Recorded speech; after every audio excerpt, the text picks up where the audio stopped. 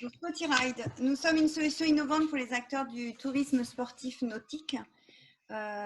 Aujourd'hui, le constat... Hop.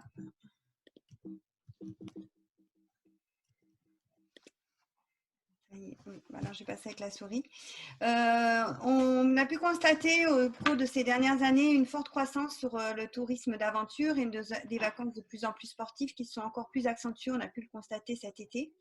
Avec une croissance régulière depuis 4 ans sur tout ce qui est activité nautique.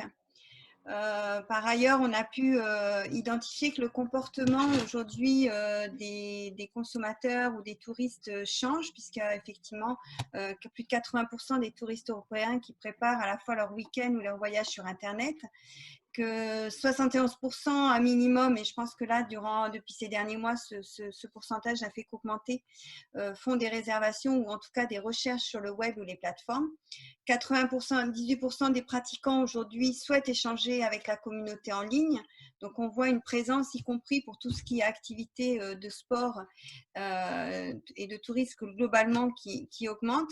Et un fort constat aussi, c'est que 100%, là, on affiche que les nouvelles générations n'appellent plus et ne demandent plus une réponse immédiate et achètent en ligne. C'est-à-dire que ça, c'est quelque chose qui est quand même une révolution par rapport aux futurs consommateurs, on va dire, de pratiques sportives.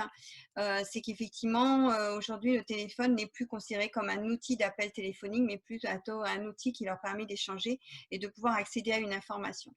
Donc, tout ça a amené au fait qu'on arrive à une digitalisation qui devient automatiquement indispensable, y compris, donc ça, on l'avait beaucoup vu dans tout ce qui était hébergement et plein d'autres domaines comme l'achat en ligne de produits, et un peu moins sur les activités. Et donc la tendance aujourd'hui, c'est qu'effectivement, on rentre dans une digitalisation de plus en plus importante aussi, et une demande côté activité, mais pas seulement en nautique, activité globalement de plein air. Donc ça implique quoi aujourd'hui pour les structures? C'est une digitalisation indispensable pour être à la fois visible sur Internet, pour pouvoir informer en temps réel. Alors ce constat, il a été encore bien plus marqué au mois de mars avec le confinement, où il a fallu effectivement, durant les semaines, régulièrement informer sur les structures qui étaient ouvertes ou pas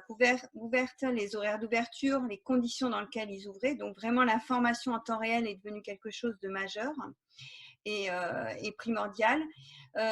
Donc on disait la visibilité sur Internet, de pouvoir gérer et piloter ses activités très facilement et rapidement. Pouvoir éventuellement proposer aussi d'autres produits et d'autres offres, ça c'est aussi une des conséquences, je dirais, finalement de l'évolution de l'environnement sanitaire dans lequel on est depuis quelques mois. De pouvoir gérer des plannings, des moniteurs, des coachs, des pilotes et des encadrants. Là, c'est devenu aussi un point qui était important avant, mais qui est devenu majeur du fait des difficultés qu'ont eu les structures à pouvoir recruter en juin par rapport à l'inconnu finalement de l'activité de cet été.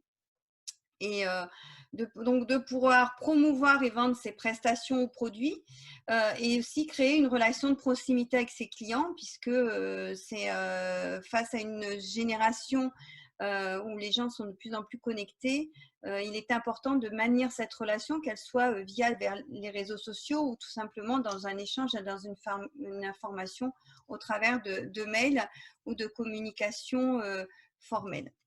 Donc, c'est dans cet esprit-là qu'on a je vais y arriver. Et pour les structures, on a pu constater que ça devenait une vraie source d'inquiétude. Souvent, on est sur des structures d'activité qui ont une grosse part d'activité saisonnière. Donc, pour certains qui vont démarrer en avril, fermer en octobre-novembre. D'autres ont une activité toute l'année, mais pas du tout les mêmes types de créneaux ouverts. Donc, c'est un vrai casse-tête aujourd'hui et une vraie source d'inquiétude de dire je dois à la fois animer mes réseaux sociaux, je dois pouvoir proposer de la digitalisation, je dois pouvoir proposer des nouvelles offres. Et pour autant, je suis une structure avec un nombre de ressources limitées.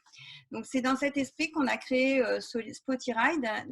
L'idée, c'était d'avoir une solution qui permettait pour une petite structure, petite et moyenne, de pouvoir profiter de l'ensemble des outils de digitalisation qui étaient à disposition et de créer un tout en un. Donc, Spotiride, on va l'avoir à la fois une partie référencement et géolocalisation, une partie gestion des activités et du développement et toute une activité de e-commerce, une composante média et une composante gestion aussi de tout ce qui va être labellisation, affiliation, qui est aussi une notion de sécurisation pour le pratiquant. Et tout ça, en fait, directement intégré dans une marketplace qui permet, en fait, pour le coup, de donner une plus grande visibilité à la fois en proximité, mais aussi au-delà de son rayonnement local, national, à sa propre activité. Donc là, je suis partie sur deux exemples sur ce qu'on peut réaliser sur Spotiride avec juste deux thématiques qui va être la partie référencement et information. Donc en fait, la structure Spotiride, c'est un back-office qu'on pourra voir ici où d'une manière assez simple, les gens en totale autonomie peuvent à la fois être référencés et mettre toute l'information nécessaire. Donc en gros, aujourd'hui, pour avoir son point de géolocalisation, sa visibilité, sa page, il faut compter maximum 10 minutes sur Spotiride. L'avantage, c'est que derrière, du fait parce qu'aujourd'hui, on a 1500 structures référencées, on a effectivement un référencement naturel qui se met en place assez rapidement et sur lequel nous, qu'on va travailler pour travailler sur les mots-clés de manière à ce que l'ensemble des structures puissent être visibles et être visibles de nos pratiquants et de notre population. Donc ça, c'est vraiment la partie référencement et information, vitesse de rapidité d'utilisation. Ça, c'est la partie gestion et pilotage des activités. Donc typiquement, ils ont sur le back-office, de la même manière, la capacité de pouvoir créer son activité, de pouvoir personnaliser les créneaux de disponibilité, mais aussi les périodes, les jours et les horaires, puisqu'en fonction finalement des activités, mais aussi de la saisonnalité, on ne va pas ouvrir aux mêmes périodes, on ne va pas obligatoirement donner la même disponibilité sur les mêmes créneaux horaires. On va pouvoir faire des plans tarifaires en fonction des saisons, par exemple en fonction de la basse ou de la haute saison, en fonction si on est des adultes et des enfants ou adultes, et tout ça en gérant finalement la disponibilité sur l'ensemble de la structure.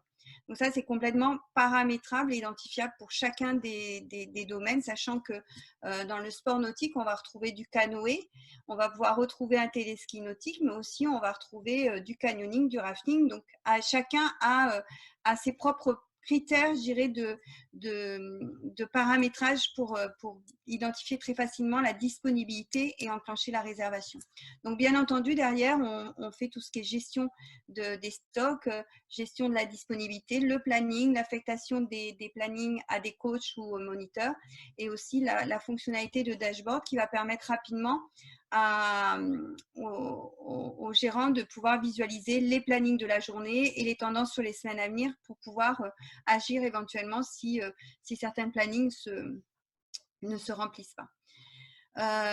Un des points, donc en travaillant ces activités, on a pu générer une fonctionnalité qui est notamment la gestion et le pilotage de passes ou forfaits.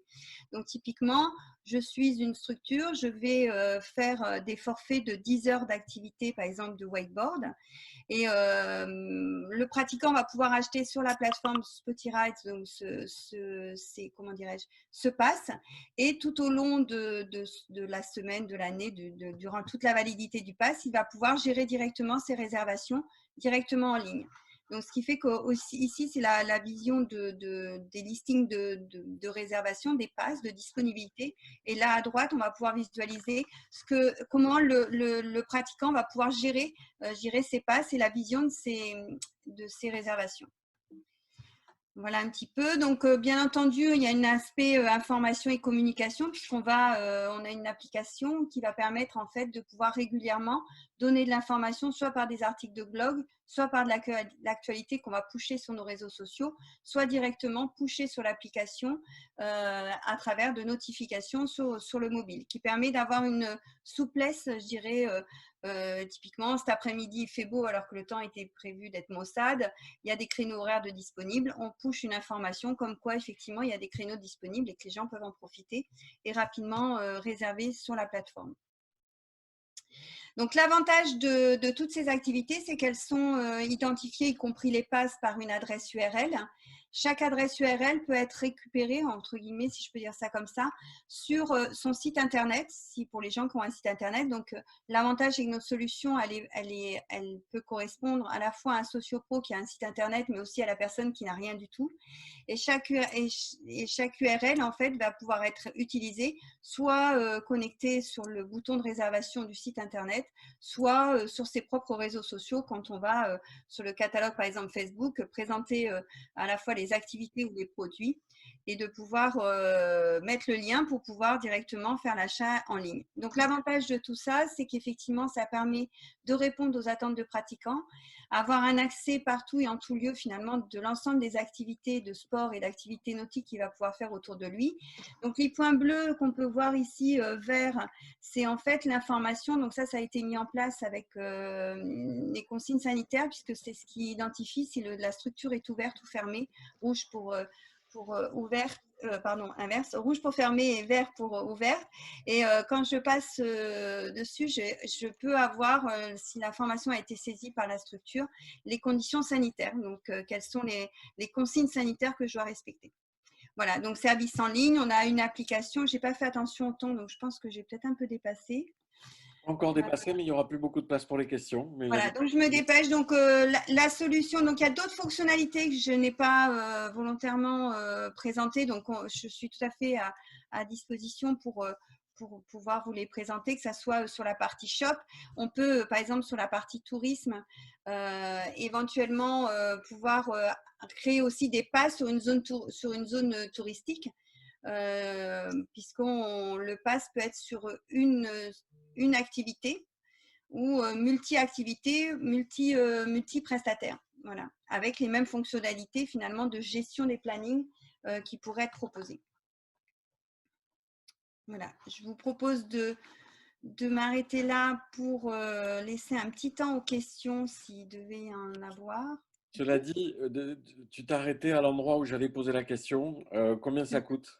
Pour moi, combien ça coûte aujourd'hui? En fait, en raison du contexte actuel, on n'a pas le système d'abonnement. On fonctionne dans le win-win, c'est-à-dire que c'est une commission sur toutes les prestations de vente qui sont réalisées sur la plateforme. Et donc, je peux Donc, la éventuellement… commission, elle varie entre 7 et 12% en fonction de l'usage qui en est fait.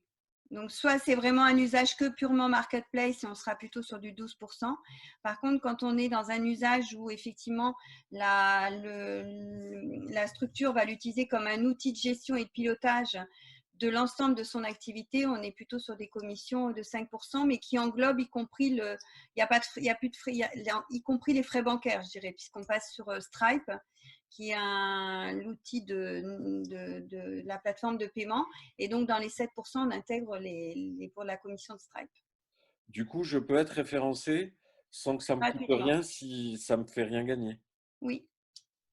Est-ce que si j'ai pas de site internet, ça me permet d'être référencé sur le réseau internet ou il faut quand même rentrer dans votre application pour que je puisse apparaître? Tu indiquais tout à l'heure si la personne n'a pas de site internet, le compte est créé automatiquement sur la plateforme et elle a sa propre adresse URL qui va faire qu'elle va être visible sur internet en nom propre. D'accord. Donc, même si les gens ne passent pas forcément, s'il y a une recherche sur internet, si je suis prestataire, si des gens cherchent à travers mon nom, même si je n'ai pas de site, ils vont pouvoir me trouver sans forcément passer par Spotify. Oui. Oui, parce qu'en fait, on a généré des adresses URL qui permettent effectivement de systématiquement tracer le nom de la structure et qui fait qu'effectivement, la recherche remonte.